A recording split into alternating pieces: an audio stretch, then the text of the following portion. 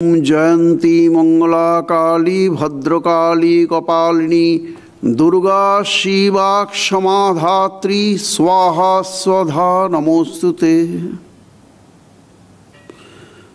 सकलके नमस्कार। आशा करी महामायार कृपाय आपनारा सकले भालो आছেন, सुस्थ आছেন এবং आनंदे आছেন। आज আমরা এখানে কিছুক্ষণ মহামায়া শ্রী শ্রী দুর্গা দেবীর মহাপূজা সম্বন্ধে আলোচনা করব। তার আগে মহালয়া এর বিশেষত্ব সম্বন্ধে একটু আলোচনার, যেহেতু মহামায়া শ্রী শ্রী দুর্গা দেবীর আলোচনা, তাই আমরা প্রথমেই একটু শ্রী শ্রী চণ্ডিকার ধ্যান মন্ত্র আবৃত্তি করতে চাইছি। শ্রী শ্রী চণ্ডিকার ধ্যান এই সঙ্গে আমি বলেও নিতে চাই আপনাদের কাছে, যাতে আপনাদের সুবিধে হয়। একটি শ্রী শ্রী চণ্ডী স্বামী জগদীশ্বরানন্দ মহারাজ কর্তৃক অনুদিত ও সম্পাদিত এটি উদ্বোধন কার্যালয়ের এই বই আপনারা প্রাক পূজা সকলে একটি কিনে বাড়িতে রাখতে পারেন। কারণ শ্রী শ্রী চণ্ডিকা মা দুর্গা এই গ্রন্থরূপে অবস্থান করেন, কাজেই এটি গৃহে থাকা খুবই প্রয়োজন। আর পাঠও করতে পারেন, বাংলা হরফে লেখা এবং সংস্কৃত ভাষাটি সংস্কৃত, কাজেই ট্রান্সলিটারেট করে বাংলায় লেখা আছে, সবাই পড়তে পারবেন। শ্রী শ্রী চণ্ডিকার ধ্যান। ওং বন্ধূকুসুমাভাসাং পঞ্চমুণ্ডাধিবাসিনীং স্ফুরচ্চন্দ্রকলারত্ন মুকুটাং মুণ্ডমালিনীং ত্রিনেত্রাং রক্তবসনাং পীনোন্নতঘটস্তনীং পুস্তকঞ্চাক্ষমালাঞ্চ বরঞ্চাভয়কংক্রমাৎ দধতীং সংস্মরেণ নিত্যম উত্তরাম নায়মানিতাম কালিং রত্ননিবদ্ধনুপূরলসৎপাদাম্বুজামিষ্টদাং কাঞ্চীরত্নদুকূলহারললিতাং নীলাং ত্রিনেত্রোজ্জ্বলাং শূলাদ্যস্ত্রসহস্রমণ্ডিতভুজাमुद्वक्त्रपीनस्तनीं आबद्धामृतरश्मि रत्नमुकुटां वन्दे महेशप्रियां। या चण्डी मधुकैटभादी दैत्यदलनी, या माहिषोन्मूलिनी, या धूम्रेक्षणचण्डमुण्डमथनी, या रक्तबीजासनी, शक्ति शुम्भनिशुम्भ दैत्यदलनी, या सिद्धिदात्री परा सा देवी नवकोटिमूर्तिसहिता मां पातु विश्वेश्वरी। मध्ये सुधाब्धिमणिमण्डपरत्नवेदी सिंहासन परिगतां परिपीतवर्णां पीताम्बरां कनकभूषणमाल्यशोभां देवीं भजामि धृतमुद्गरवैरिजिह्वाम्। এটি শ্রী শ্রী চণ্ডিকার ধ্যান। এই শ্রী শ্রী চণ্ডী যে গ্রন্থটি আমি দেখালাম, এতে প্রথমেই এই সব 7 পৃষ্ঠায় চণ্ডীপাঠ বিধির পরেই এটি আছে। তা প্রথমে আমরা একটু এই মহালয়া, ঠিক দুর্গা পুজোর আগেই এই শব্দটি আমরা সবাই শুনতে পাই এবং এর কিছু বিশেষত্ব আছে, সবাই জানি, তথাপি একটু এই বিষয়েই অনুধ্যান করা। তা এখন মহামায়া দুর্গাদেবীর মহাপূজা সমাসন্ন। মা আসছেন, তিনি জগজ্জননী অর্থাৎ সকলেরই মা। বিশেষত বাঙালির এটি শ্রেষ্ঠ পুজো হিসেবে প্রথমে প্রকাশিত হয়। এই যেভাবে আমরা এখন পুজো করি সেইভাবে এটা জানা যায়। কিন্তু দুর্গা দেবতা অতি প্রাচীন, অতি প্রাচীন। বৈদিক যুগে মানে ঋগ্বেদের মধ্যেও দুর্গার দেবী দুর্গার স্তবাদি আছে এবং হরপ্পা মহেঞ্জোদারোর যে সভ্যতা পাওয়া যায় তাতেও 4,500 থেকে 5,000 বছর আগেও দুর্গার মূর্তি বা এই জাতীয় জিনিস পাওয়া যায়। সেখানে বোঝা যায় যে দুর্গা দেবী এত বছর আগেও ছিলেন এবং কোনো প্রাচীন দেবতা। কিন্তু বাঙালিরা এখন যেভাবে পুজো করে থাকেন সেই বিষয়ে একটু জানা দরকার। এখন যে প্রতিমা দেখি আমরা পুজো করি মণ্ডপে, ঠিক সেই প্রতিমা খুব প্রাচীন নন, সেই বিষয়ে আমরা আলোচনা করব। তা বিশেষত বাঙালির শ্রেষ্ঠ পুজো হিসেবে এখন সর্বত্রই দেখা যায়, যদিও নানা দেশে, পৃথিবীর নানা দেশে, বহির্ভারতেও এবং ভারতবর্ষের বিভিন্ন জায়গায় বহু ধরনের মানুষ এই দুর্গাপুজো করে থাকেন। তো পুজো যথোচিত মর্যাদায় হলেও এবছরও একটা জিনিস আমাদের মনে রাখতে হবে যে উৎসব এটি বাঙালির শ্রেষ্ঠ পুজো, দুর্গাপুজো, আবার শ্রেষ্ঠ উৎসবও। কিন্তু একটা কথা মনে রাখতে হবে বিশেষ করে এইভাবে, যে উৎসবে অনিবার্য কারণে এই বছরও আমাদের অনেক বেশি সংযত থাকতে হবে। কোনোভাবেই ভাবপ্রবণতায় আমরা যেন এর বাইরে না যাই। যদি আমাদের নিজেদের নিরাপত্তার প্রয়োজন মনে করি, নিশ্চয়ই আছে, এই সবাই যখন এই ব্যক্তিগত নিরাপত্তা এবং সমাজের সকলের নিরাপত্তার কারণে আমরা এইভাবে সংযত থাকব। সংযত থেকেই যেটুকু পালনীয় প্রধান পুজোর সেটুকু অনুষ্ঠান করার শ্রদ্ধা ভক্তি সহকারে সেটিই চেষ্টা করব। কাজেই বাইরের দিকে উৎসবে যেন কেউ বেশি ভাবপ্রবণ হয়ে বেশি উত্তেজনা বা অন্য কিছু না আনি, যেন অন্য কিছুভাবে এটার বিস্তার না করি, তাহলে ক্ষতি হবে সকলেরই। তা এই মহাপূজার ঠিক প্রাক লগ্নে আসে মহালয়া। এই শব্দটি আমাদের সকলের কাছে পরিচিত। আর মহালয়ারই আমরা অনুধ্যান করব কিছুক্ষণ, যে মহালয়া বলতে কি বোঝায়। এই শব্দটির অর্থ ব্যাকরণগতভাবে এরকম যে মহালয়, যেন মহালয়, এটা মহালয়, এটার মধ্যে দুটো শব্দ আছে, মহা আর আলয়। মহা মানে বড় কিছু, মহা কোনো কিছুতে বিরাট কিছু বোঝাতে আমরা মহা শব্দ ব্যবহার করি, এবং আলয়, আলয় মানে স্থান। আবার মহালয়ের মহালয়ের যে স্ত্রীলিঙ্গান্ত শব্দ মহালয়া, এটি কেন না তিথি শব্দটি স্ত্রীলিঙ্গ, কাজেই তার সঙ্গে সংস্কৃতে একটি নিয়ম আছে বিশেষস্য হিজারলিঙ্গং, সেই নিয়মে এই বিশেষণ মহালয়া হয়ে মহালয়া তিথি হয়েছে, মহালয়া হয়েছে, মহালয়া তিথি। তো মহালয় অনেক অর্থ হয়। মহা যুক্ত আলয় মানে শ্রেষ্ঠ আশ্রয়, অর্থাৎ বা আবার হতে পারে মহৎ দের আশ্রয়। এগুলো গ্রামার দেখতে গেলে এই সব মানে হয়। মহা আলয় মানে পরম স্থান, যোগীদের আবাস, এই সব বোঝায়। মহালয় আবার ধরা হয়, যদি মহা আলয় না ধরে মহালয় যদি ধরা হয়, তাহলে ধরলে হবে পরমলীন বা মোক্ষ। এগুলো বিরাট যারা পণ্ডিত তারা এইভাবে ব্যাখ্যা করে থাকেন, সেগুলি আমি উল্লেখ করলাম। মহৎ আদির, মহৎ কি? মহৎ অহংকার, পঞ্চতন্মাত্র, শব্দ, স্পর্শ, রূপ, রস, গন্ধ, এই মহৎ আদির, মহৎ এবং এই সব জিনিসগুলির যদি যেখানে লয় হয়, এটাও একটা অর্থ। সব কিছুরই লয় হয় পরমাত্মায়, তাই পরমাত্মা বা পরব্রহ্মই মহালয়, এইটির এইভাবে শব্দ অর্থ হয়। পরম বা চরম লয়, কাজেই এইটি হলো সাধারণভাবে গ্রামাটিক্যালি এইগুলি সব অর্থ। এখন আমরা দেখব যে এইটি আমরা যেভাবে দুর্গা পুজোর আগে মহালয়া আসে আমরা অনুসরণ করি, শাস্ত্রবিধি অনুসরণ করে কিভাবে পালন করি, সেইটি বলা হচ্ছে এমনি শব্দকল্পদ্রুমতে যে অর্থ আছে, সৌরাশ্বিনীয় কৃষ্ণপক্ষ মহালয়া। সৌর আশ্বিন মাসের কৃষ্ণপক্ষের নাম মহালয়া। এখন পুরো পক্ষটির নামই মহালয়া ডিকশনারি বলছেন। পূর্বপক্ষ দেব নাম পরপক্ষ পিতৃনাম ইতি। এটাও ডিকশনারিতে এই অর্থ দেখায় যে পূর্বপক্ষ শুক্লপক্ষ বোঝায়, পূর্বপক্ষ বলতে শুক্লপক্ষকে বোঝায়, আর এতে দেবকার্যের বিধান হচ্ছে। আর পরপক্ষ কি? সেটিকে কৃষ্ণপক্ষ বোঝায়, কৃষ্ণপক্ষকে পরপক্ষ বলে। সেটি কি? এই কৃষ্ণপক্ষে পিতৃকার্য প্রশস্ত, দেবকার্য হয় শুক্লপক্ষে, আর পিতৃকার্য হতে পারে পিতৃকার্যের জন্য প্রশস্ত এই কৃষ্ণপক্ষ। আশ্বিন শুক্লা প্রতিপদ থেকে পূর্ণিমা, এইটি হলো দেবী পক্ষ।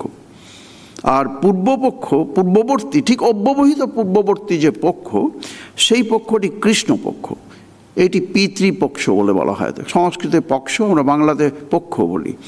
তো পূর্ববর্তী পক্ষটি হলো কৃষ্ণপক্ষ। ঠিক কৃষ্ণপক্ষ আগের 15 দিন দেবী পক্ষ পড়ার আগের ঠিক অব্যবহিত পূর্বেই পিতৃপক্ষে মন্ত্রপুত পবিত্র জলে পিতৃলোকের উদ্দেশ্যে, পিতৃপুরুষদের উদ্দেশ্যে অঞ্জলি দিতে হয়। পবিত্র জল তাদের উদ্দেশ্যে দেওয়া হয়। পিতৃপক্ষের শেষ দিনটি হলো স্বাভাবিকভাবেই অমাবস্যা, কেননা শুক্লপক্ষের প্রতিপদ পড়বে, তাই তার আগের দিনটি অমাবস্যা। ওই দিনটি, অমাবস্যাটি সাধারণভাবে মানুষ মহালয়া হিসেবে উদযাপন করে থাকেন। এই বিশেষত্ব হলো এই দিনের যে পিতৃপক্ষে কি করা হয়, পিতৃলোকের উদ্দেশ্যে পিতৃপুরুষ যারা চলে গেছেন, প্রয়াত হয়েছেন, তাদের উদ্দেশ্যে তাদের তৃপ্তির জন্যে মন্ত্রপুত পবিত্র জল নিবেদন করা হয়, অঞ্জলি দেওয়া হয়, জলের অঞ্জলি, জলাঞ্জলি এটি দেওয়া হয়।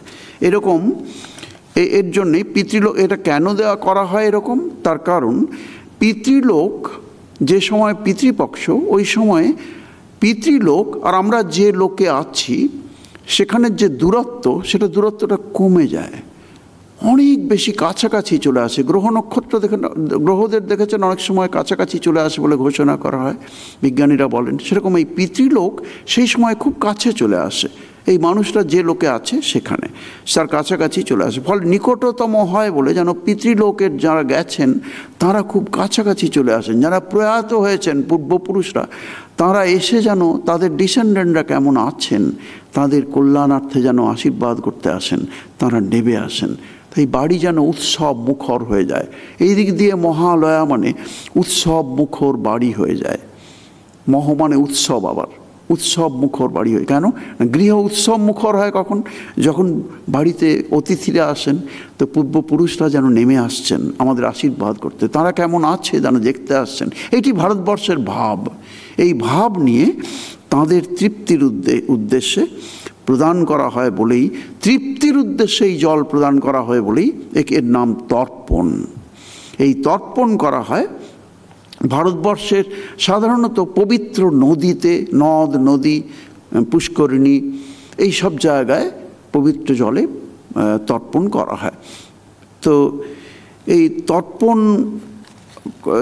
ভারতবর্ষে কোটি কোটি মানুষ, লক্ষ কোটি মানুষ গোটা ভারতবর্ষ জুড়ে যে পবিত্র নদীগুলি আছে, বিশেষত 7টি বিশেষ পবিত্র নদীর নাম পুজো করতে গেলে প্রথমেই সেই নাম মন্ত্র বলে জলকে পবিত্র করতে হয়। গঙ্গে চ যমুনে চৈব গোদাবরী সরস্বতী নর্মদে সিন্ধু কাবেরী জলেস্মিন সন্নিধিং কুরু, এই মন্ত্র বলে কিনা 7টি নদীর নাম বললেই পবিত্র হলো। বিশেষ মুদ্রায় সেটি করা হয়। তো এই নদীগুলিতে লক্ষ লক্ষ কোটি কোটি মানুষ সমস্ত ভারতবর্ষে এরকম তর্পণ করে থাকেন। এটি বিশেষ করে ওই শেষ দিনটি পিতৃপক্ষের, যেটি মহালয়া বলে উদযাপন করা হয়, শেষ দিনটি মানে অমাবস্যা, সেই অমাবস্যার এই তিথিটি মহালয়া অত্যন্ত পবিত্র বলে ধরা হয়। সেই দিনে নাকি যে পিতৃলোক, সেটা সবচেয়ে বেশি কাছে চলে আসে। তাই জন্য বহু কোটি মানুষ ওই দিনেই বিশেষভাবে তর্পণ করে থাকেন। কিন্তু পিতৃপক্ষে তর্পণ প্রশস্ত, যে কোনো দিনেই করা যায়। যাই হোক, এর মন্ত্রটিও খুব সুন্দর। আব্রহ্মভুবনান লোকা দেবর্ষি পিতৃমানবা তৃপ্পন্তু পিতরঃ সর্বে মাতা মহাদয়ঃ অতীতকুলকোটিনাং সপ্তদ্বীপনিবাসিনাং ময়া দত্তেন তোয়েন তৃপ্পন্তু ভুবনত্রয়ম। কি সুন্দর! ভারতবর্ষে যে যারা তর্পণ করেন, তারা শুধু তাদের পিতৃলোকে যারা গেছেন, তাদের যারা প্রয়াত হয়েছেন আত্মীয় পরিজন বা বন্ধুবান্ধব, শুধু তাদের উদ্দেশ্যে তর্পণ করেন না। ভারতবর্ষের মানসিকতা হাজার হাজার বছর ধরে তার এত ব্যাপ্তি, আধ্যাত্মিকভাবে চিন্তনের এত ব্যাপ্তি, এত প্রসারতা, এমন প্রসার হৃদয়ে তারা ভাবতে শিখেছেন হাজার হাজার বছর ধরে।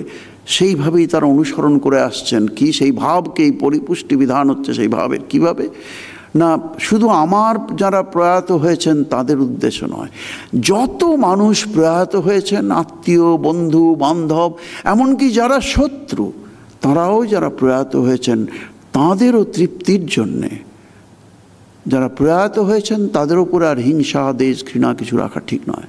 তাঁদেরও তৃপ্তির জন্য, যদি কোনোভাবে তাদের আত্মা অতৃপ্ত থাকেন, তাঁদেরও তৃপ্তির জন্যে এই মন্ত্রপুত জল আমি নিবেদন করছি, অর্থাৎ আমি তর্পণ করছি। আপনারা সকলে তৃপ্ত হন।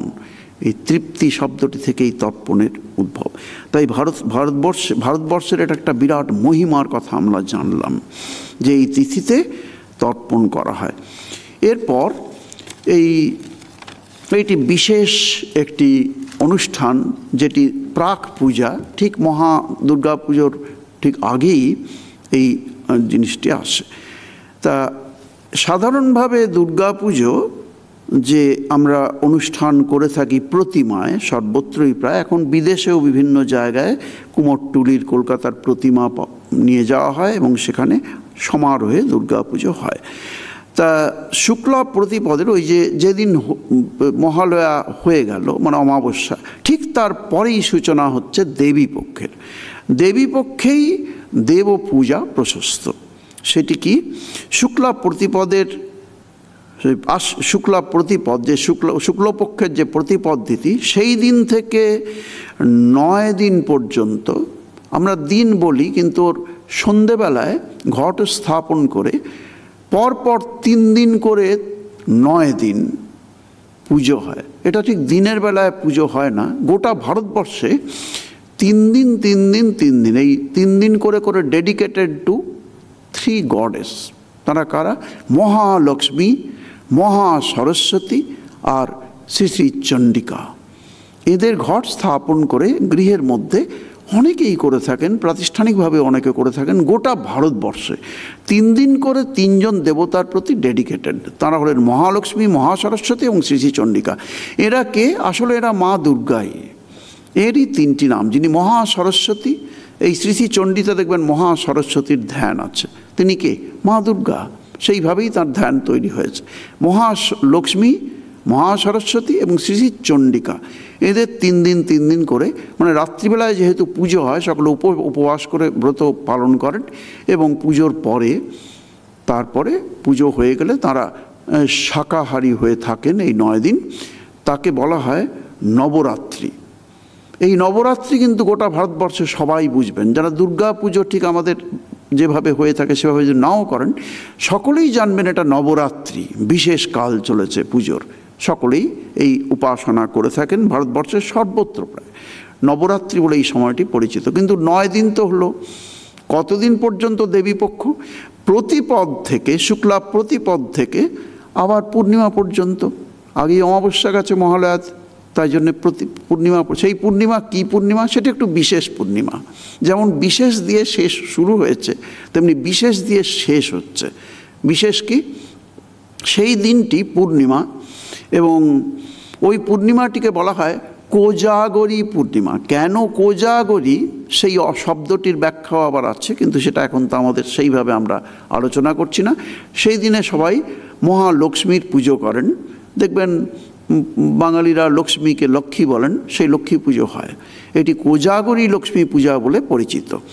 যাই হোক, মা দুর্গা দিয়েই কিন্তু শেষ হচ্ছে, তার মানে ওই দেবীপক্ষ।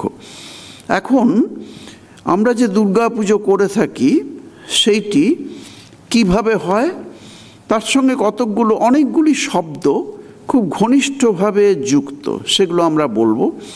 তার আগে জানা দরকার কয়েকটা জিনিস। সেগুলো হলো, এই দুর্গা পুজো যে প্রাচীন নয়, আগেই বললাম। এই দুর্গা পুজো মানে আমরা যেভাবে এখন বাঙালিরা দুর্গা পুজো করে থাকি, প্রতিমা যেভাবে গড়ে থাকি, সেই প্রতিমা কিন্তু প্রাচীন মূর্তি হিসেবে মিউজিয়ামে পাবেন না, কোথাও পাওয়া যায় না। কেন না? এটা অনেক নতুন। এই প্রতিমার যে তৈরি হয়েছে সেইটি অনেক নতুন। এটা সম্বন্ধে একটু বলে নেওয়া ভালো যে 1580 সেই সময়টি আকবরের রাজত্বকাল। আকবরের যে লাইফ টাইম সেটা হলো 1542 থেকে 1605। তখনকার সময়ে বিখ্যাত মনুসংহিতার প্রসিদ্ধ টিকাকার কুল্লুক ভট্ট, আপনারা নাম জানেন, সেই কুল্লুক ভট্টের বিখ্যাত বাপের বিখ্যাত পুত্র মহারাজ কংসনারায়ণ, ইনি তাহিরপুরের রাজা ছিলেন। তা এর পূর্বে দুর্গাপুজো কিছু কিছু হলেও উনি এই দুর্গাপুজো করলেন কেন না, পণ্ডিতরা বিধান দিয়েছিলেন যে অশ্বমেধ যজ্ঞ আপনি করুন, তার করার ইচ্ছে হয়েছিল। তো পণ্ডিতরা বললেন অশ্বমেধ যজ্ঞ এখন করা সম্ভব নয়, কেননা এখন যুগ পাল্টেছে, অশ্বমেধ যজ্ঞ করা যাবে না। তবে তার সমগোত্রীয় কোনো বিরাট যজ্ঞ পুজো এসব আছে, উৎসব হতে পারে, সেটি যদি আপনি করতে চান করতে পারেন। তিনি জিজ্ঞেস করলেন যে কি করা যেতে পারে মহারাজ কংসনারায়ণ। তখন তারা বললেন পণ্ডিতরা, এবং রাজপণ্ডিত যারা তারা বললেন, তাদের মধ্যে ছিলেন নাটোরের পণ্ডিত রমেশচন্দ্র শাস্ত্রীজি। তিনি খুব প্রসিদ্ধ হয়েছেন একটি কারণে, তিনি বললেন যে যদি দুর্গা পুজো করেন তাতেও কিন্তু বিরাট আয়োজনের প্রয়োজন হয় এবং সমাজের সব মানুষকে দরকার হয়ে থাকে। আচ্ছা, তো সেটা বিধান পুজো সমস্ত পুরাণ ঘেঁটে তিনি ব্যবস্থা করে দিলেন, বললেন এই সমস্তই আছে পুরাণের মধ্যে আমাদের, সেটা আপনি করতে পারেন। তো তখন এত ব্যাপক প্রচার তো দুর্গা পুজোর ছিল না, সামান্য করে কেউ করতেন, কিন্তু প্রতিমাও এরকম ছিল না। বলা হয় যে ওই রমেশচন্দ্র শাস্ত্রীজির নির্দেশেই ঠিক এই রকম প্রতিমা তৈরি হয়ে থাকে। এই যে মহালক্ষ্মী দেবী আছেন, সরস্বতী আছেন, গণেশ, কার্তিক, এইভাবে সাজানো মা দুর্গা মহিষাসুরকে বধ করছেন। এই মহিষমর্দিনী এমনি মূর্তি দেখবেন অনেক পাওয়া যায়। আপনারা যারা বেলুড় মঠে গেছেন, তারা বেলুড় মঠে মায়ের মন্দিরের ঠিক ওপরেই দেখবেন একটা ছোট্ট জায়গার মধ্যে একটি কালো হয় পাথরের বা মাটিরই পোড়ামাটির সুন্দর একটি দুর্গা মূর্তি, মহিষমর্দিনীর মূর্তি করা আছে। কারণ ভেতরে যিনি বসে আছেন তার ইন্ডিকেট করা হয় যে তিনি মা দুর্গাই। সেখানে কিন্তু দেখবেন মহিষমর্দিনী দুর্গা আছেন, অন্য কেউ নেই। এমনি প্রাচীন মূর্তি প্রায় সবই এরকম। তা এখানে ওই রমেশচন্দ্র শাস্ত্রীজি এরকম করেন। এতে কি হয়, সকলকে উনি সাজিয়েছেন এইভাবে, মহালক্ষ্মী রেখেছেন, মহাসরস্বতী এবং মা দুর্গা মহিষকে বধ করছেন ইত্যাদি। তো এটা মোটামুটি ধরা যায় 400 বছরের কিছু কম বেশি এরকম, আকবরের সময়, মানে বুঝতেই পাচ্ছেন সেই সময় এর যে পুজোর পদ্ধতি সেগুলি বৃহন্নন্দিকেশ্বর পুরাণ, কালিকা পুরাণ, দেবী ভাগবতম, স্কন্দ পুরাণ, ভবিষ্য পুরাণ, দেবী পুরাণ, এই সমস্ত পুরাণগুলিতেই এই পুজোর বিষয়ে বর্ণনা আছে। আর দেবী দুর্গার কিন্তু মন্ত্র আগেই বলেছি যে অতি প্রাচীন ঋগ্বেদের মধ্যেও আছে দেবী সূক্তম, আর অনেক কিছু স্তব স্তুতি বিভিন্ন বেদের মধ্যে পাওয়া যায়। তা যে পুজোটির কাল এখন হয়ে থাকে যেভাবে, সেটি হলো পঞ্চমীতে অনেক সময় শুরু হয়ে যায়, মহাষষ্ঠী থেকে বিজয়া দশমী, এইটি পুজো এবং উৎসব এই সময়টিতে হয়ে থাকে। তো এর সঙ্গে কতকগুলি শব্দ এর সঙ্গে দুর্গাপুজোর সঙ্গে অঙ্গাঙ্গিভাবে জড়িত আপনারা জানেন। প্রথমে হয় বোধন, তারপরে মহাসপ্তমী, তাতে হয় আমন্ত্রণ, অধিবাস, কল্পারম্ভ, নবপত্রিকা প্রবেশ, এই সমস্ত। মহাষ্টমীতে হয়ে থাকে সন্ধি পুজো, কুমারী পুজো, বলিদান। মহানবমীতে বিজয়া দশমী, মহানবমীতে হয় বিশেষ পুজো, আবার চণ্ডীপাঠ হয়। তারপরে চণ্ডীপাঠ হলো অপরিহার্য অঙ্গ দুর্গাপুজোর। এই যে চণ্ডী কথা প্রথমেই বললাম, এইটি অপরিহার্য অঙ্গ, দুর্গাপুজো যে কদিন হবে চণ্ডীপাঠ করতেই হবে। এই চণ্ডী হলো মার্কণ্ডেয় পুরাণের অংশ, যেমন গীতা মহাভারতের অংশ, ভীষ্ম পর্বের 25 থেকে 42 অধ্যায়, তেমনি চণ্ডী হলেন মার্কণ্ডেয় পুরাণের অংশ। সেখানে 81 থেকে 91 অধ্যায় এটি আছে, 81 থেকে 93 অধ্যায় পর্যন্ত। তা যাই হোক, শ্রী চণ্ডীপাঠ হয়ে থাকে। একে বলা হয় চণ্ডীকে দুর্গা সপ্তশতী অথবা দেবী মাহাত্ম্যম, এই বিভিন্নভাবে নামে এটি প্রচলিত ভারতবর্ষে। আর এতে প্রথম চরিত্র চণ্ডীতে তৃতীয়, এটি 700 মন্ত্র আছে, তাই 700 মন্ত্র সমন্বিতা বলে একে বলা হয় সপ্তশতীও বলা হয়ে থাকে। চণ্ডী সপ্তশতী বা দেবী মাহাত্ম্যম বা শুধু সপ্তশতী বলতে এই চণ্ডীকে বোঝায়। প্রথম চরিত্রে এতে আছে মধুকৈটব বধ, মধ্যম চরিত্রতে আছে শুম্ভ নিশুম্ভ বধ, মধ্যম চরিত্রের 3য় অধ্যায়ে আছে মহিষাসুর বধ। এই অংশটির যে বর্ণনা সেইটি অনুসরণ করেই এই প্রতিমা রচিত হয়েছে। যেভাবে আমরা পুজো করে থাকি। এছাড়া উত্তর চরিত্রে সপ্তম অধ্যায় চণ্ডমুণ্ড বধ, অষ্টম অধ্যায় রক্তবীজ বধ ইত্যাদি অন্যান্য সমস্ত অসুরদের মা দুর্গা বিভিন্ন রূপে বধ করছেন মহাশক্তিময়ী, সেইগুলির বর্ণনা আছে। তা অকাল বোধন বলে আমরা বলে থাকি, আমরা যে পুজো করি অকালে দেবী দুর্গাকে আরাধনা করেছিলেন ভগবান শ্রীরামচন্দ্র রাবণকে বধ করার জন্য। অকাল বোধনের কথাটি অবশ্য বাল্মীকি রামায়ণে নেই, কিন্তু কৃত্তিবাসী রামায়ণে আছে এবং অন্যান্য পুরাণেও উল্লেখ আছে। তো কালিকা, বৃহন্নন্দিকেশ্বর পুরাণ, দেবী পুরাণ, দেবী ভাগবতম এইসব পুরাণে কিন্তু এই অকাল বোধনের কথা আছে। বৃহদ্ধর্ম পুরাণে আছে অকাল বোধন প্রসঙ্গ, তাই জন্যই কৃত্তিবাস লিখেছেন। এখানে আছে মন্ত্রে যে রাবণস্য বিনাশায় রামস্য অনুগ্রহায় চ অকালে বোধিতা দেবী। রাবণকে বধের জন্যে রামের অনুগ্রহের জন্যে করে রামের প্রতি অনুগ্রহ করে দেবী অকালে বোধিতা হলেন। শ্রীরামচন্দ্র চাইলেন যে রাবণকে বধ করতে হবে, তাই শ্রীরামচন্দ্রের দ্বারা অকালে দেবী বোধিতা হলেন। বোধন মানে প্রবুদ্ধ করা, উদ্বুদ্ধ করা, জাগিয়ে তোলা, এটা বোধন, এইটি হয়। তা লঙ্কা বিজয় প্রাক্কালে রামচন্দ্র এই বোধন করেন। সময়োচিত অ্যাকচুয়ালি কাল কোনটায় যদি অকাল হয় সেটা হলো বসন্ত, তাই দুর্গার আরেক নাম বসন্তেশ্বরী। আর তিনি ওই সময়তেও পূজিতা হয়ে থাকেন। বোধন মন্ত্রেও তাই আছে। বোধন মন্ত্র ঐং রাবণস্য বধার্থায় রামস্যানুগ্রহায় চ অকালে ব্রহ্মণা বোধো দেবাস্তৈ কৃতপুরা, এইভাবে আছে। আমি পুরোটি পাঠ করছি না। এর শেষে আবার আছে দেবী চণ্ডাত্মিকে চণ্ডী চণ্ড বিগ্রহকারিণী বিল্ল শাখাং সমাশ্রিত্য তিষ্ঠ দেবী যথাসুখম। বিল্ল শাখাকে এনে তাতে ওই বোধন পর্ব করা হয়, আপনারা জানেন, বা বিল্ল বৃক্ষ মূলেও করা যেতে পারে। এটার সঙ্গে বিশেষত্ব কি আমরা একটু পরে আলোচনায় আসছি। বিল্ল শাখায় সমাশ্রিত বলা, বিল্ল শাখার মধ্যে দেবতার এই দেবী দুর্গার এবং বিশেষ অবস্থান। বিল্ল বৃক্ষের মধ্যে শিব এবং দুর্গা দুজনেরই অবস্থান। অত্যন্ত পবিত্র, তীর্থের সমান পবিত্র এই বিল্ল বৃক্ষ মূল। যদি কেউ ওখানে জপ ধ্যান করেন খুব পুণ্য লাভ করবেন এবং দ্রুত আধ্যাত্মিক উত্তরণ হবে তার। এই বিল্লবৃক্ষ মূল এত পবিত্র। এই হলো মোটামুটি অকাল বোধনের ব্যাপার এবং শ্রীরামচন্দ্র বোধন করেন।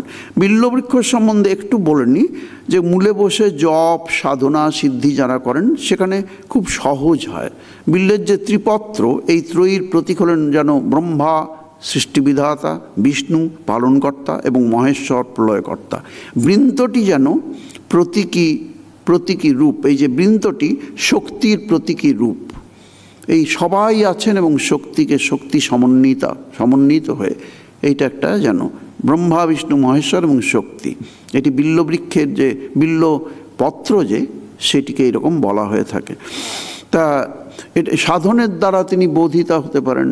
এটা সুন্দর গানে আছে, আপনারা আকাশবাণী সেই মহিষাসুরমর্দিনী প্রসিদ্ধ অনুষ্ঠান শোনেন, তাতে খুব সুন্দর অনুষ্ঠান, কোটি কোটি বাঙালি এখনও শোনেন, বহু বছর ধরে হচ্ছে। তাতে একটি গানে আছে তুমি সাধন ঘন ব্রহ্ম বোধন সাধনে, তুমি সাধন ঘন ব্রহ্ম বোধন সাধনে।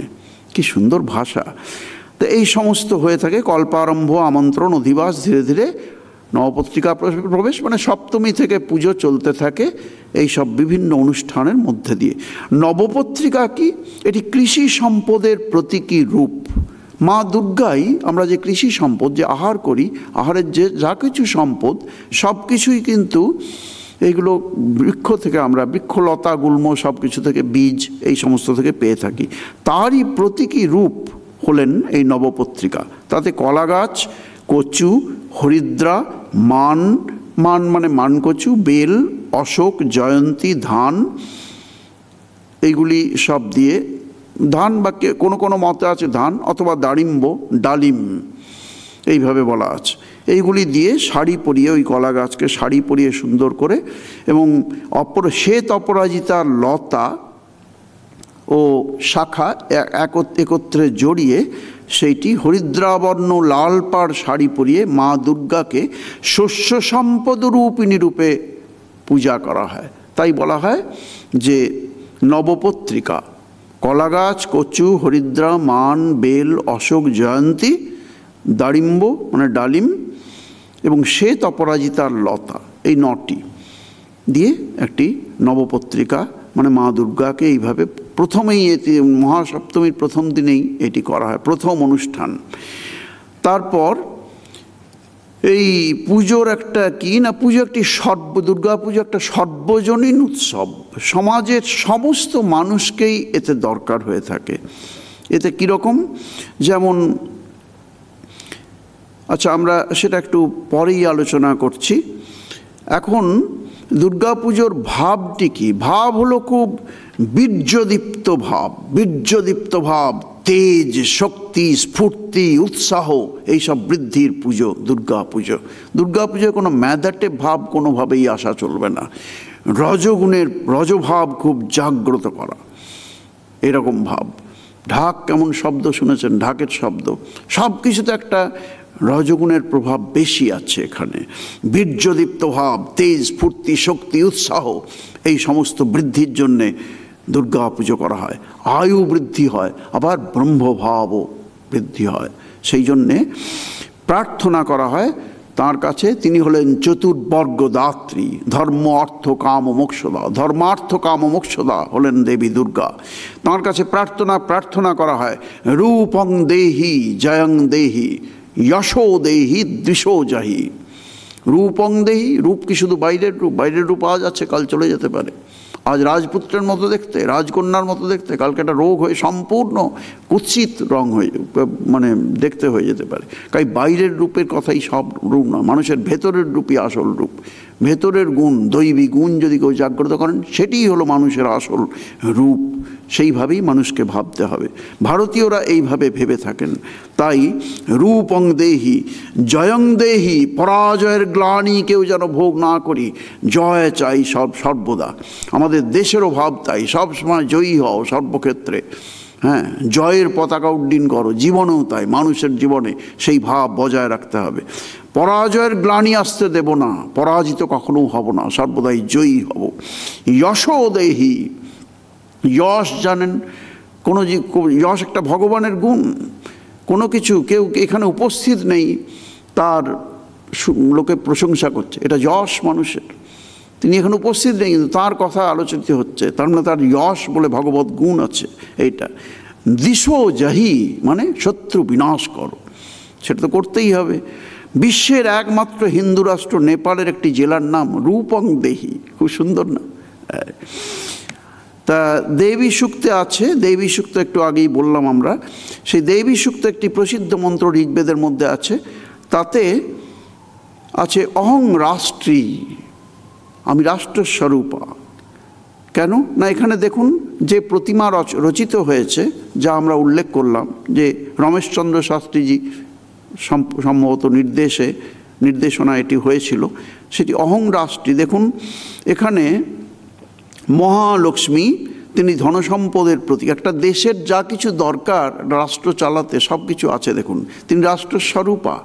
তাই দেখুন মহালক্ষ্মী আছেন। দেশের লোকের সম্পদ থাকা চাই, দেশের সম্পদ থাকা চাই। মহা সরস্বতী, সম্পদ আছে কিন্তু মানুষগুলো সব যদি ইডিয়ট হয় তাহলে চলবে না। তাই সেদিক দিয়ে ভারত কিন্তু গৌরবময় দেশ। এই যে বিদ্যা, মহা সরস্বতী কি বিদ্যা দায়িনী, বিদ্যাও থাকা চাই, বিদ্যা বুদ্ধি। তারপরে গণেশ, বাণিজ্য বুদ্ধি এবং বুদ্ধি বিধাতা। গণেশ বুদ্ধি বিধাতা, মঙ্গলদাতা সেই গণেশ। আর কার্তিক হলেন সৈন্যবল, দেশ রক্ষার দায়িত্ব। সেগুলো সব দেশের দরকার হয়। দেখুন সব দেবতাই এখানে আছেন, তাই না? আবার প্রাণী সম্পদও দেশের সম্পদ। দেশের মানে আপনি পৃথিবীরই ভাবুন, সব জায়গায় মানুষকে এইসব নিয়েই চলতে হবে। তাদের বধ করে দিলে চলবে না, সমস্ত প্রাণীকে বিনাশ করে বললে মানুষের ডিসব্যালেন্স হয়ে যাবে। এই জীবনচর্যা এবং বিজ্ঞানসম্মত আমাদের খাওয়া থাকা সব কিছুতেই অসুবিধে সৃষ্টি হবেই।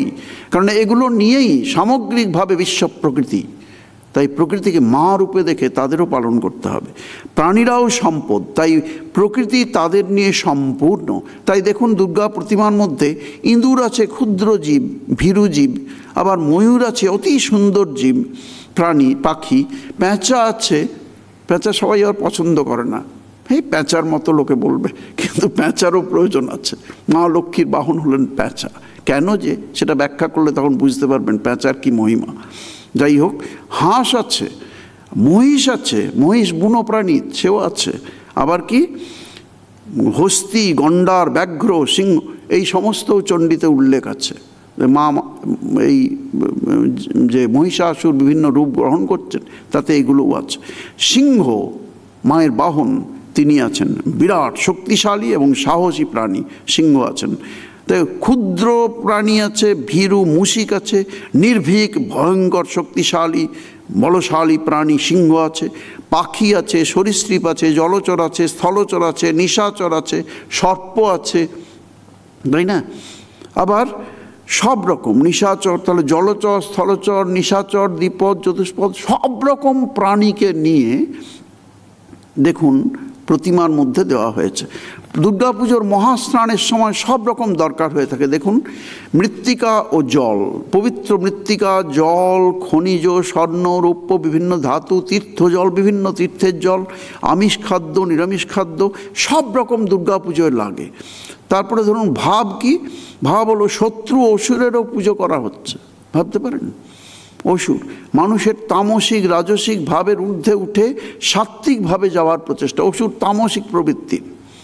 তারপরে দেখুন সিংহ রজগুণী, তাও আছে, তার উপরে মা দাঁড়িয়ে আছেন মহা সাত্ত্বিকী, তাই না? শুদ্ধ সাত্ত্বিকী রূপ তিনি দাঁড়িয়ে আছেন। এই দুর্গা কি?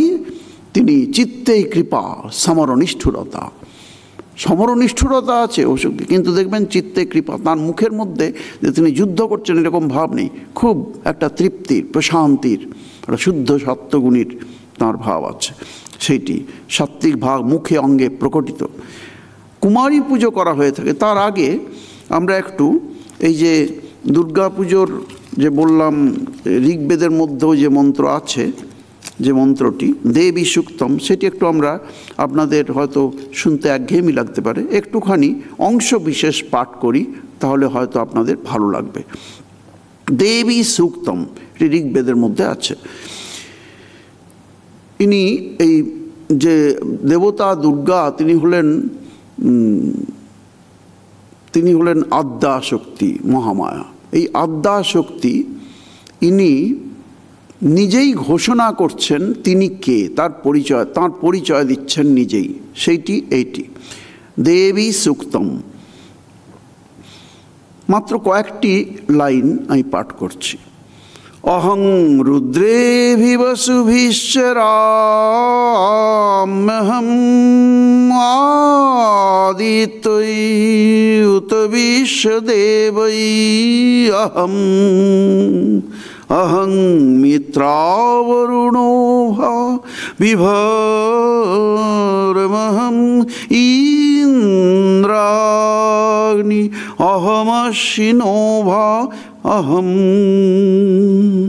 অহং সোমমাহনসং বিভর্মহং ত্বষ্টারমুতপূষণং ভগম অহং দধামি দ্রবিণং হবিষ্মতে সুপ্রাবে যজমানায় শূন্যতে অহং রাষ্ট্রী সঙ্গমণি বসূনাং চিকিতুষী প্রথমা যজ্ঞানামতাং মা দেব বেদধু পুরুত্রা ভূরিস্থা ত্রাং ভূরিয়া বেশয়ন্তিম।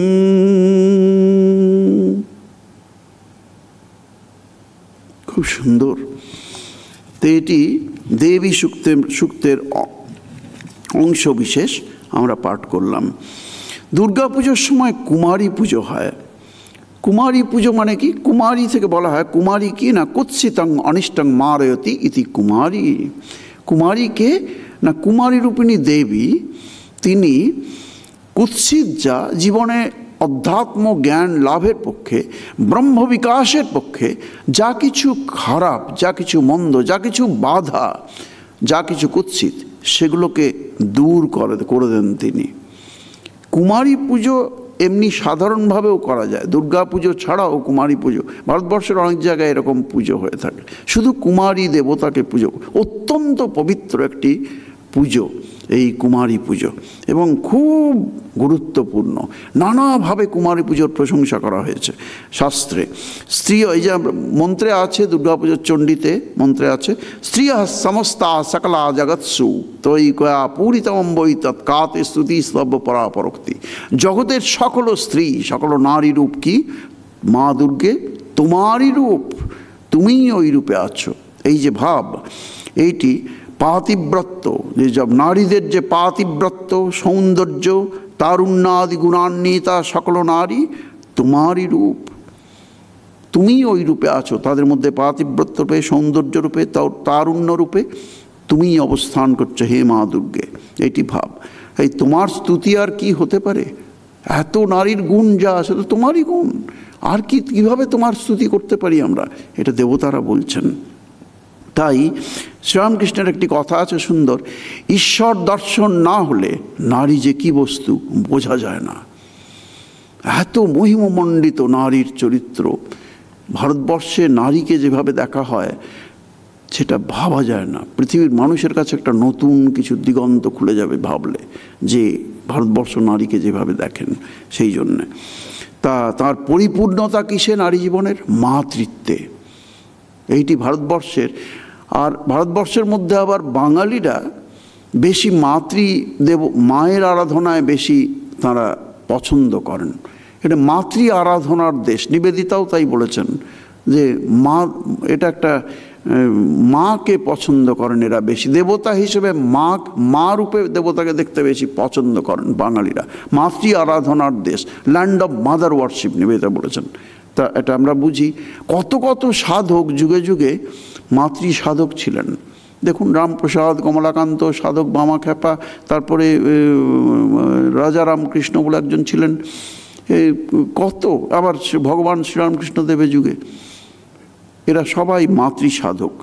কাজেই এখানে একটা মাতৃ সাধনার বিশেষ ধারা প্রবাহ যেন চলেছে। এটাই বাঙালির ভাব, যে তাই জন্য বাঙালিরা এইভাবে ভাবেন যে মা তার ছেলে মেয়েদের, মা তো মেয়েকে মাই বলেন, তাই না? মেয়ে তো মায়ের কাছে মাই বলেন, মা বলে ডাকেন, বাবা মা বলেন না, মেয়েকে মা বলেন। তো তেমনি মা ছেলে মেয়েদের নিয়ে আসছেন পিত্রালয়ে, এই ভাবটি বাঙালিদের মধ্যে জেগে আছে। এটা খারাপ কিছু নেই, এটা ঠিক। একটি ভাব নিয়ে বাঙালিরা পুজো করেন। ভাবটি হলো এরকম যে মা দুর্গাই লক্ষ্মী, মহাসরস্বতী, সকল, যদিও হন তিনিই মহালক্ষ্মী, তিনি মহাসরস্বতী, কিন্তু যেন তিনি তার ছেলে মেয়েদের নিয়ে এখানে আসছেন। অবশ্য কার্তিক, গণেশ এরা তার ছেলেই, কিন্তু মা তার মেয়েদের নিয়ে এই বাপের বাড়িতে আসছেন, এটি ভাব। মহিষাসুর বধ, এটি বরাহ পুরাণে বর্ণনা আছে, আবার অন্য পুরাণেতেও আছে। রম্ভাসুরের, কালিকা পুরাণে আছে, রম্ভাসুরের পুত্র মহিষাসুরের তপস্যা ইন্দ্রত্ব লাভের জন্য করেছিলেন তিনি তপস্যা করেছিলেন, যে ব্রহ্মার বরে তিনি অপরাজেয় হয়েছিলেন। এর জন্য তিনি চেয়েছিলেন যে আমি অমরত্বের বর চাই। অমরত্বের বর যে কি না, আমি সবসময় যেন, আমি চিরকাল যেন আমি থাকি, সে অমরত্বের বর ব্রহ্মা তাকে দিয়েছিলেন। কাজেই তিনি কি করেছিলেন? তিনি সকলকে, সব দেবতাদের হারিয়ে দিয়ে তাদের স্বর্গ থেকে বিতাড়িত করে সে স্বর্গরাজ্য নিয়েছিলেন তার শক্তিতে। কেননা শক্তি তো ব্রহ্মাই বর দিয়ে দিয়েছেন তাকে, ব্রহ্মা সৃষ্টি বিধাতা, তিনি বর দিয়েছেন, আর কি করা যাবে? কিছু করার নেই। তাই তিনি তাড়িয়ে দেন। তো মহিষাসুরের বরের একটা খুব মজার কথা আছে, যে কেউ আমাকে মারতে পারবে না, আমাকে যেন কেউ না বধ করতে পারে। সেই প্রার্থনাগুলো মহিষাসুরের খুব সুন্দর। কীরকম? যে আমাকে কোনো একটা করে বর চেয়ে নিয়েছেন তিনি ব্রহ্মার কাছে, আর তপস্যার দ্বারা তিনি বর চাইছেন। তপস্যা করলে বর দিতে বাধ্য দেবতারা, দেখুন ব্রহ্মা বর দিচ্ছেন, কেননা তপস্যার দ্বারা, স্বামী বিবেকানন্দ বলছেন, এমন কিছু নেই যা তপস্যার দ্বারা পাওয়া যায় না। তাই মহিষাসুর তো কঠোর তপস্যা করেছেন, হ্যাঁ, মাথা নিচের দিকে করে, পা আকাশের দিকে করে কঠোর তপস্যা করেছেন। সেই তপস্যার ফলে তিনি দিয়ে বর চাইছেন, কি বর চাই না, আমাকে যেন কোনো মানুষ, পশু, দেবদেবী কেউ যেন না মারতে পারেন। বলেছেন তথাস্তু, তাই হোক। অর্থাৎ স্বর্গে যে দেবতারা আছেন কেউই মারতে পারবেন না। আর কি, জল, স্থল, অন্তরিক্ষে এবং বিশেষ তিথিতে তিনি হত না হন। তখন তো ইংরেজি ডেট ছিল না, তিথি ছিল। কাজে জলে কেউ যেন, আমি দাঁড়িয়ে আছি জলে, সেই অবস্থায় মারতে না পারেন, স্থলে আছি দাঁড়িয়ে সেই অবস্থায় মারতে না পারেন, আর যেন কোনো আমি অন্তরিক্ষে শূন্যে আছি সেই অবস্থায় মারতে না পারেন। ব্যাস, তথাস্তু। ব্রহ্মা বলেছেন তাই হোক, মানে তাহাই হোক। তাহলে তো খুব বেঁচে গেছেন। আর কি, কোনো তিথিতে, কোনো বিশেষ তিথিতে মারতে পারবেন না, যে প্রতিপদ, দ্বিতীয়া, তৃতীয়া থেকে পূর্ণিমা বা অমাবস্যা, কোনো কৃষ্ণপক্ষ বা শুক্লপক্ষ, এই কোনো তিথিতেই আমাকে মারতে পারবেন না। আচ্ছা ঠিক আছে, তথাস্তু। ব্যাস, আর কে পায়? তখন তিনি দেবতাদের তার বিতাড়িত করেছেন। তো স্বর্গের অধিকার দেবতারা হারিয়ে তাঁর মহিষাসুর নিয়ে নিয়েছেন। কিন্তু দেখুন, দুর্গা যে তাকে বধ করেছেন, কিভাবে করেছেন দেখুন। তিনি, এই যে দেবতারা স্বর্গের, এরা কেউ নন, কিন্তু সেই দেবতাদের মধ্যে পড়েন না। ইনি সম্পূর্ণ স্বতন্ত্র সৃষ্ট দেবতা, তাই না? দেবতা কথাটি ক্লিবলিঙ্গ, পুংলিঙ্গ হিসেবেও ব্যবহার করা যায়। সরস্বতীর ধ্যান মন্ত্রে আছে দেখবেন, বাগদেবতা, না বাগদেবতা। এই দেবতা বললে দেবী বলতে হবে, তার কোনো মানে নেই। সরস্বতী বাগদেবতা। তাই ইনি একজন সৃষ্ট নতুন উদ্ভূত দেবতা। তিনি মা দুর্গা, মহিষাসুর মূর্তিনি। ইনি সমস্ত দেবতাদের দেহ সঞ্জাত তেজ নির্গত হয়েছিল, কেননা তাঁরা ব্রহ্মা, বিষ্ণু, মহেশ্বর ক্রুদ্ধ হলেন যে দেবতাদের তাড়িয়ে দিয়েছে বর নিয়ে, তা বলে।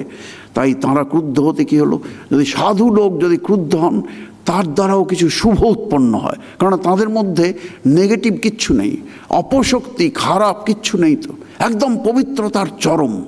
এই অখণ্ড বীর্যমান হলে, অখণ্ড ব্রহ্মচর্য পালন করলে মানুষই দেবতা হয়ে যান।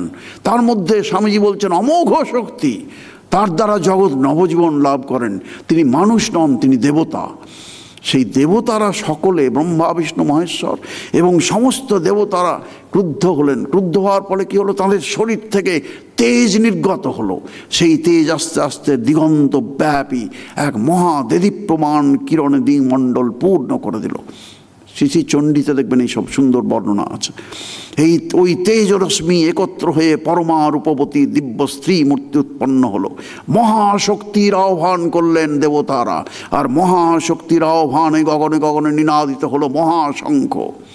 দিয়ে কী হলো, ইনি জগন্মাতৃকা। আস্তে আস্তে সেই তেজপুঞ্জ দূতি, আলোকময় সেই দূতি, তিনি কি হলেন, দিমণ্ডল পূর্ণ করে তিনি আস্তে আস্তে আস্তে আস্তে একটি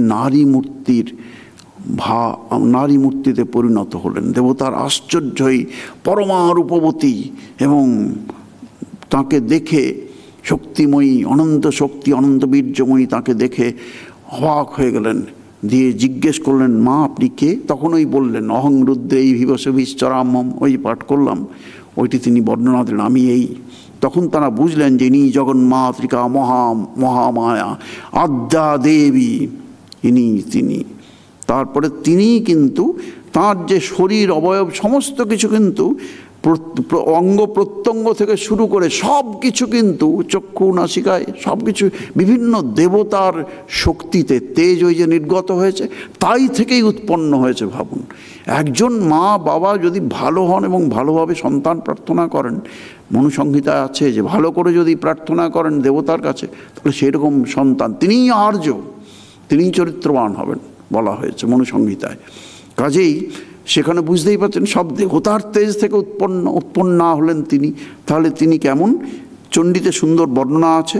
শম্ভুর তেজে মুখ, যমরাজের তেজে কেশপাশ, ব্রহ্মার তেজে পদযুগল, সূর্যের তেজে পদাঙ্গুলি, এই রূপে কুবেরের তেজে নাসিকা, দন্ত, এই অন্য কিছু সব কিছুই হলো এক একজন দেবতার নাসিকা, দন্ত, ভ্রুযুগল, চক্ষু, বিভিন্ন দেবতার তেজে হলো। তারপরে আবার সেই উৎপন্ন হলেও তাঁর যে অস্ত্রগুলি এবং আভরণ, যে অলঙ্কার, সেইগুলি, এবং তাকে যে অলঙ্কার যে অস্ত্রগুলি দিলেন সেগুলিও পিনাক পানি শঙ্কর দিলেন শূল, যম দিলেন কালদণ্ড, কালদেব সুতীক্ষ্ণ খড়গ, চন্দ্র অষ্টচন্দ্র শোভা চর্ম দিলেন ঢাল, ধনুর্বাণ দিলেন সূর্য, বিষ্ণু দিলেন চক্র, বিশ্বকর্মা অভেদ্য বর্ম এবং অত্যুজ্জ্বল কুঠার, ব্রহ্মা দিলেন অক্ষমালা ও কমণ্ডলু, ক্ষীর সমুদ্র দিলেন উজ্জ্বল মুক্তাহার, চিরনূতন বস্ত্র, বরুণ দিলেন মহাশঙ্খ, ইন্দ্র দিলেন বজ্র, হিমালয় দিলেন বাহন মহাসিংহ, দেবতারা নাম দিলেন জয়া।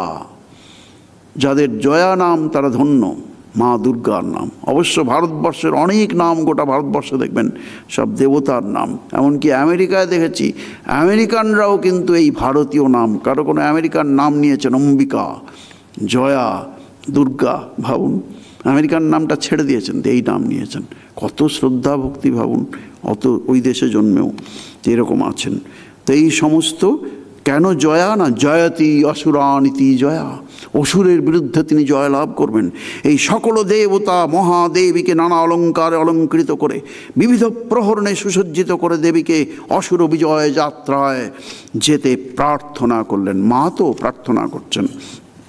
আমরা আর কিছুক্ষণ মাত্র নিচ্ছি, এটায় একটু এই সময়টিতে একটু এই দুর্গার কিছু স্তবাদির অংশ বিশেষ করব, কিছু কাটছাঁট করে আমরা করতে হচ্ছে, সময় অভাবে করব। আর একটু এই বিষয়টি তিনি জয়ী হলেন তারপরে কি হলো সেটুকু বলে আমরা শেষ করব। এখানে মহিষাসুরমর্দিনী মা দুর্গার তাঁরা স্তব করেছেন। চণ্ডীতে অনেক রকম খুব প্রসিদ্ধ স্তব পাবেন। এবং আমরা যদি আপনারা যদি মহিষাসুরমর্দিনী আকাশবাণীর যে অনুষ্ঠানটি হয় বহু বছর ধরে, সেই অনুষ্ঠানটি যদি আপনারা শোনেন, তাতেও কিন্তু যে স্তবগুলি আছে অতি প্রসিদ্ধ শ্রী শ্রী চণ্ডিকার বা পুরাণের সব স্তব আছে, সেগুলিও শুনতে পারেন। খুব ভালো অনুষ্ঠান এবং বিখ্যাত শিল্পীরা খুব সুন্দর করে আবৃত্তি করেছেন। তো এই মহিষাসুরমর্দিনী দুর্গার যে স্তব, আমরা ধ্যান মন্ত্র যেটি দুর্গা পুজোর সময় আপনারা শোনেন, উদাত্ত আর অনুদাত্তভাবে স্বরে মহারাজরা যারা পুজো করেন, ব্রহ্মচারী মহারাজরা তাঁরা পাঠ করেন। একই সঙ্গে তন্ত্রধারক মহারাজও পাঠ করেন, আপনারাও পাঠ করতে পারেন। বাংলা হরফে সংস্কৃত ভাষায় সেগুলি আছে। আমি একটু অংশ বিশেষ পাঠ করছি, সুরে করব কি সৌরভ? না একটুখানি সুরেও করা যাক, যেমন আপনারা শোনেন। এমনি পাঠ করলে এরকম হয়, ওম জটা জুট সমাযুক্তাম অর্ধেন্দু কৃত শেখরাম লোচনত্র সংযুক্তাং পূর্ণেন্দু সদিশাননাম অতসী পুষ্পবর্ণাভাং সুপ্রতিষ্ঠাং সুলোচনাম নবযৌবন সম্পন্নাং সর্বাভরণভূষিতাম। এটি সুরে খুব সুন্দর করে ওই অনুষ্ঠানের মধ্যে হয়। একটুখানি আমি করছি প্রথম আর শেষ অংশ। জটাজুট সমাযুক্তাম অর্ধেন্দু কৃত শেখরাম লোচনত্রয় সংযুক্তাং পূর্ণেন্দু সদিশাননাম অতসী পুষ্পবর্ণাভাং সুপ্রতিষ্ঠাং সুলোচনাম নবযৌবন সম্পন্নাং সর্বাভরণভূষিতাম সুচারুদশনাং তদ্বৎ পীনোন্নত পয়োধরাম ত্রিভঙ্গস্থান সংস্থানাং মহিষাসুরমর্দিনীম। মাঝখানে আমি অনেকটি বাদ দিলাম। উগ্রচণ্ডা প্রচণ্ডা চ চণ্ডোগ্রা চণ্ডনায়িকা চণ্ডা চণ্ডবতী চৈব চণ্ডরূপাতি চণ্ডিকা আভিশক্তিভিরষ্টাভি সততং পরিবেষ্টিতাম চিন্তয়ে জগতাং ধাত্রী ধর্মকামার্থ মোক্ষদাম ধর্মকামার্থ মোক্ষদাম ধর্মকামার্থ মোক্ষদাম।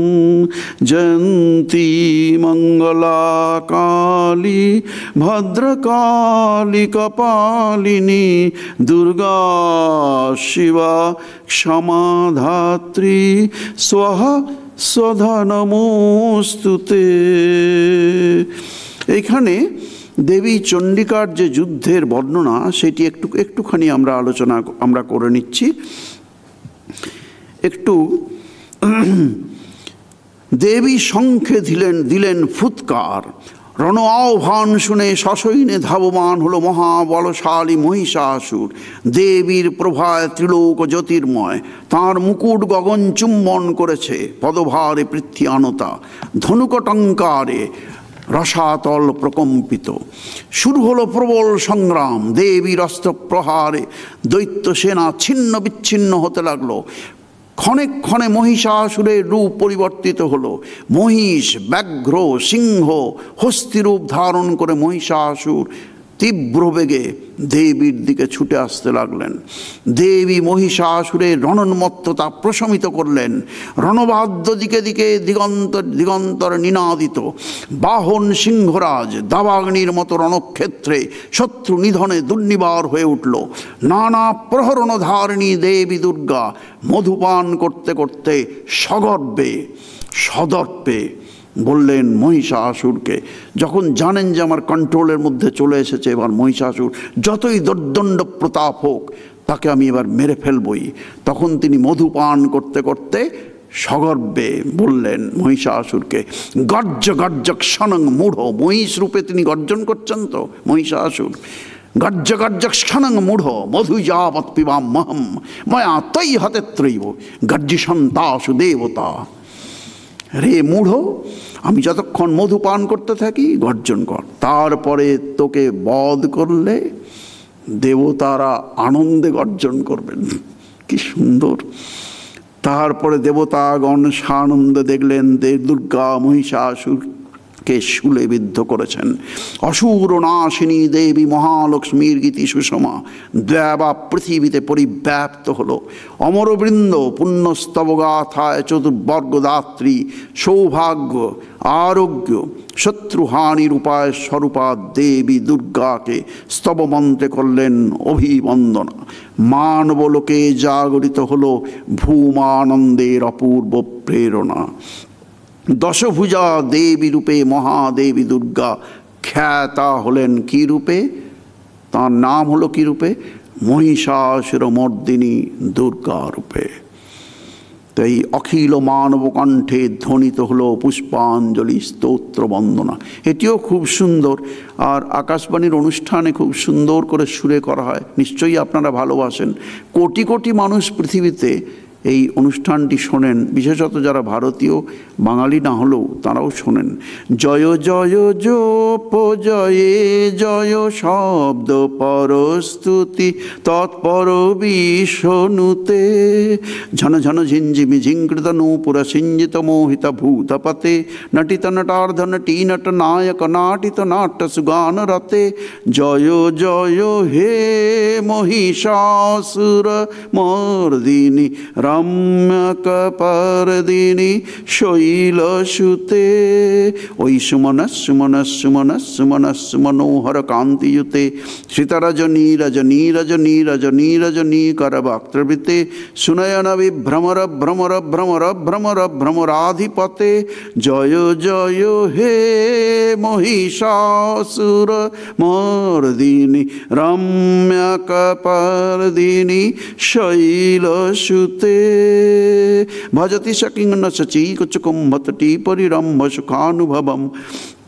तव चरणं शरणं कनकल सत्कल सिंधु जलैरनुसिंचिनुते गुणरंग भुवम भजति सकिं न सचीकुचकुम्भतटी परिरम्भ सुखानुभवम तव चरणं शरणं करवाणि न तामरवाणि निवासि शिवम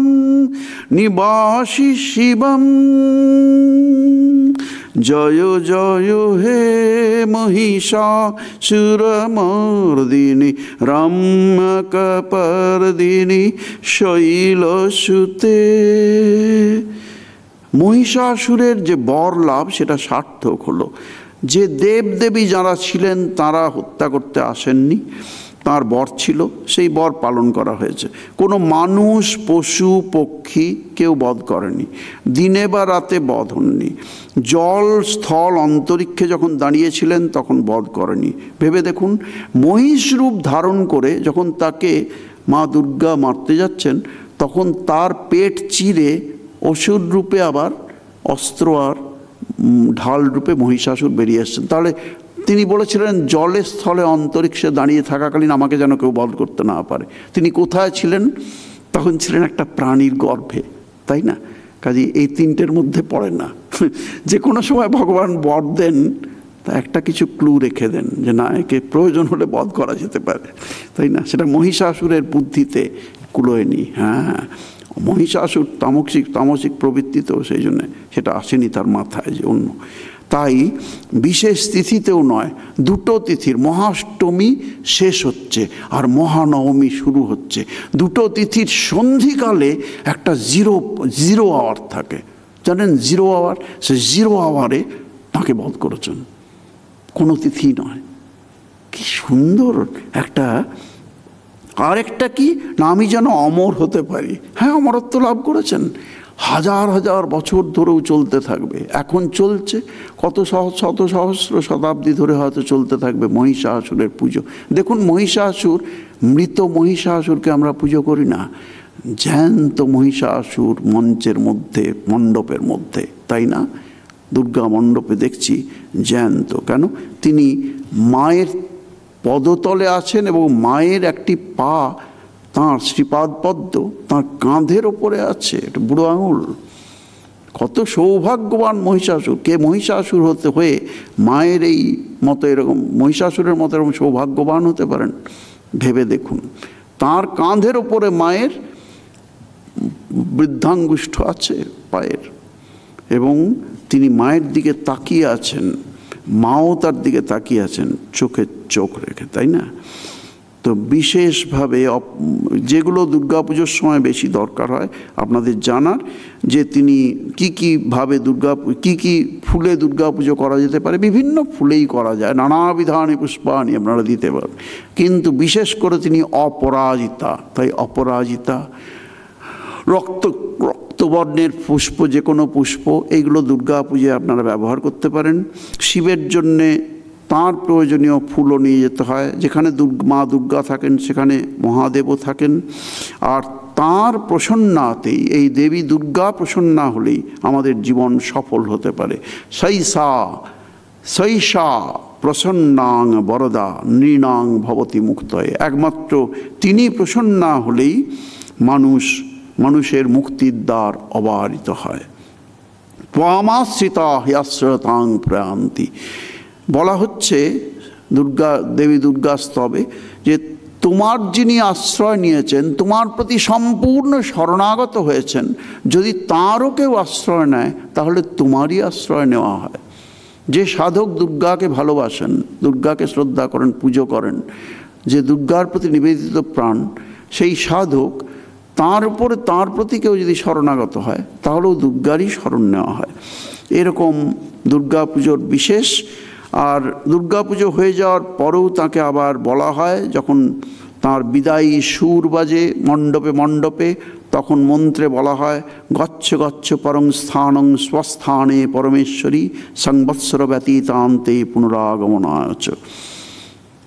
আবার বছর শেষ হলে তুমি চলে এসো।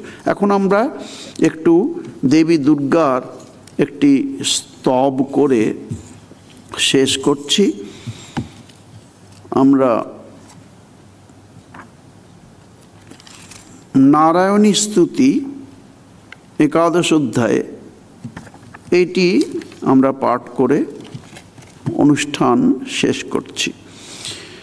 আমি তৃতীয় শ্লোক থেকে, মন্ত্র থেকে শুরু করছি। শ্রী শ্রী চণ্ডীতে একাদশ অধ্যায়ে আছে নারায়ণী স্তুতি। এইটি শুরু হচ্ছে ঋষির উবাচ দিয়ে, এটি এক মন্ত্র। দুই হলো দেব্যা হতে তত্র মহাসুরেন্দ্রে সেন্দ্রাহ সুরা মন্নি পুরোগমাস্তমস্তা কাত্তায়নিং তুষ্টু বলিষ্ঠ লম্ভাত বিকাশিত বক্ত্রাস্তু বিকাশিতা সা। এইটি আমি তৃতীয় মন্ত্র থেকে শুরু করছি। আপনারা শান্ত হয়ে বসে চোখ বন্ধ করে এটি শুনতে পারেন।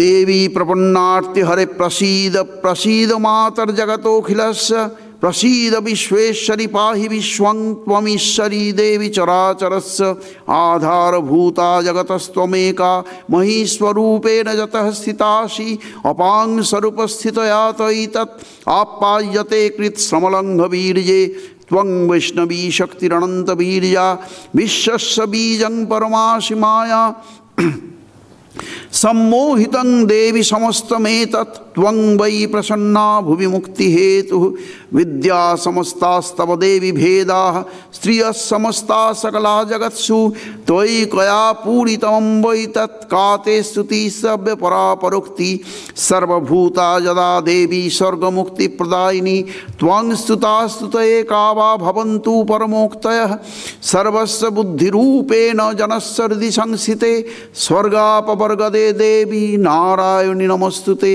कलाकाष्ठादिरूपेण परिणामप्रदायिनी विश्वस्योपरतौ शक्ते नारायणी नमस्तुते सर्वमंगलमंगल्ये शिवे सर्वार्थसाधिके शरण्ये त्र्यंबके गौरी नारायणि नमस्तुते सृष्टिस्थितिविनाशानां शक्तिभूते सनातनी गुणाश्रये गुणमये नारायणि नमस्तुते शरणागत दीनार्थ परित्राण परायणे सर्वस्यार्ति हरे देवी नारायणी नमस्तुते हंसयुक्त विमानस्थे ब्रह्माणी रूपधारिणी कौशाम्भस्करिके देवी नारायणी नमस्तुते त्रिशूलचंद्राहि धरे महावृषभवाहिनी माहेश्वरी स्वरूपेण नारायणी नमस्तुते मयूरकुक्कुटवृते महाशक्ति धरे नघे कौमारी रूप संस्थाने नारायणि नमस्तुते शंख चक्र गदा शांग गृहीत परमायुधे